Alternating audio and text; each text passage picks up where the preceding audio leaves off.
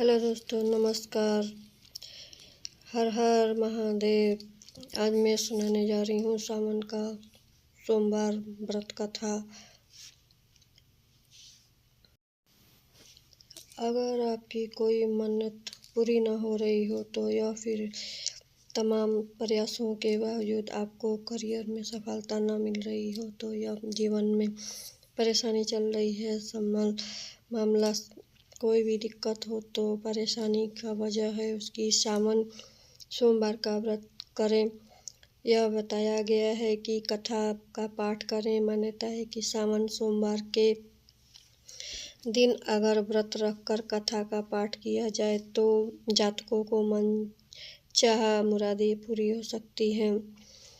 एक साहूकार था जो भगवान शिव को अनंत भक्त था। उसके परिवार के पास धन की किसी चीज़ की कमी नहीं थी, लेकिन उसके कोई संतान नहीं थे और वह किसी को कमाने को लेकर रोज शिव के मंदिर जाकर दीपक जलाता था। उसके इस भक्ति भाव को देखकर एक दिन माता पार्वती शिव जी से कह रही है कि प्रभु, यह साहूकार आपका अनंत भक्त है, इसको किसी बात का कष्ट है तो आपको उसे अवश्य दूर करना चाहिए। भोलेनाथ कहे कि हे पार्वती, इस साहूकार के पास पुत्र नहीं है, इसीलिए यह दुखी रहता है। माता पार्वती जी कहें कि हे ईश्वर की कृपा, इसे पुत्र का वरदान दीजिए। भोलेनाथ ने कहा कि हे पार्वती, साहूकार का भाग्य में पुत्र का योग नहीं है, इसीलिए इस साहूकार को पुत्र की प्राप्ति का वरदान मिल भी गया तो वह केवल 12 वर्ष की आयु तक जीवित रहेगा। यह सुनने के बाद माता पार्वती ने कहा कि हे प्रभु, आपको इस साहूकार के पुत्र को वर देना होगा, अन्यथा भक्तों क्यों आपकी पूजा सेवा करेंगे। माता बार बार कहने लग गई, हे भोलेनाथ, साहूकार के पुत्र को वरदान दीजिए, लेकिन यह भी कहीं कि वह 12 साल तक ही जीवित रहेगा। साहूकार यह सारी बातें सुन रहा था, इसलिए उसे न खुशी और न ही दुख हो रहा था। वह पहले से ही तरह भोलेनाथ की पूजा अर्चना करता था। उधर से ठानी गर्भवती हुई और 9वें महीने में एक सुंदर बालक को जन्म दिया। पूरे परिवार में खुशी उल्लास मनाया जा रहा था, लेकिन साहूकार पहले से ही तरह रह गया और उसकी बालक की आयु 12 वर्ष की हुई का फिर उसने जिक्र भी नहीं किया। जब बालक 11 वर्ष की आयु हुआ तो एक दिन साहूकार की सेठानी बालक को विवाह करने के लिए कहा तो साहूकार ने कहा कि वह अभी बालक को पढ़ने दो, इसलिए वह काशी भेज देंगे। इसके बाद वह बालक अपने मामा को बुलाया और वहाँ से पढ़ने के लिए काशी लेकर गए। रास्ते में जिस स्थान पर रुकना था वहीं यज्ञ, ब्राह्मणों का यज्ञ और भोजन करा रहे थे और आगे बढ़ गए। उन्होंने इसी तरह करते हुए कि रास्ता में एक राजकुमारी का विवाह हुआ। उसका जिससे विवाह होना था वह एक आँख का कान था। तो उसके पिता ने बोला कि जब अति सुंदर साहूकार का बेटा देखा तो उसके मन में आया कि क्यों नहीं इसी लड़के को घोड़ी पर बिठाकर शादी का कार्य संपन्न किया जाए। तो यह मामा ने बात और कहा कि इसके बदले में अन्यथा धन देंगे, तो वह भी राजी हो गया।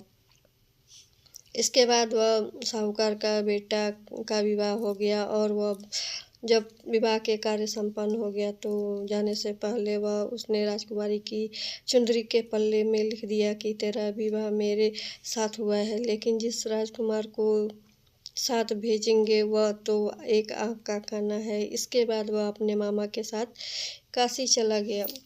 उधर से जब राजकुमार वापस आया तो उसकी चुनरी पर लिखा हुआ पाया तो उसने राजकुमार के साथ जाने से मना कर दिया। तो राजा ने भी अपनी पुत्री को बारात के साथ जाने से मना कर दिया। राजा ने भी अपनी पुत्री को बारात के साथ विदाई नहीं की। बारात वापस लौट गई। उधर मामा और भांजे काशी पहुँचे।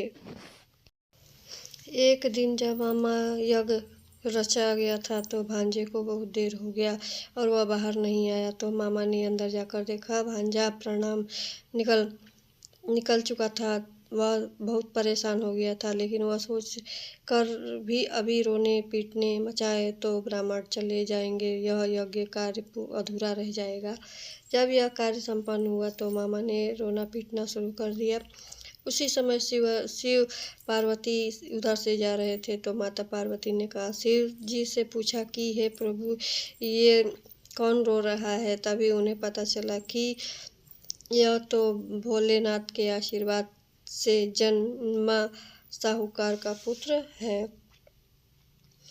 तब माता पार्वती कहने लग गई कि हे स्वामी, इसे जीवित कर दें, अन्यथा रोते रोते उसके माँ बाप के प्राण निकल जाएंगे। तब भोलेनाथ ने कहा कि हे पार्वती, इसकी आयु की इतनी ही थी, वह पूरा हो चुका है। लेकिन उसके माँ बाप बार बार आग्रह करने पर भोलेनाथ ने उसे जीवित कर दिया। लड़का ओम नमः शिवाय करते हुए जी उठा और मामा भांजे ने दोनों ईश्वर की धन्यवाद करते हुए अपनी नगरी को लौट चले। रास्ते में वही नगर पड़ा और राजकुमार वहीं उन्होंने पहचान लिया। तब राजा ने राजकुमारी को साहूकार के बेटे के साथ सारा धन देकर विदाई।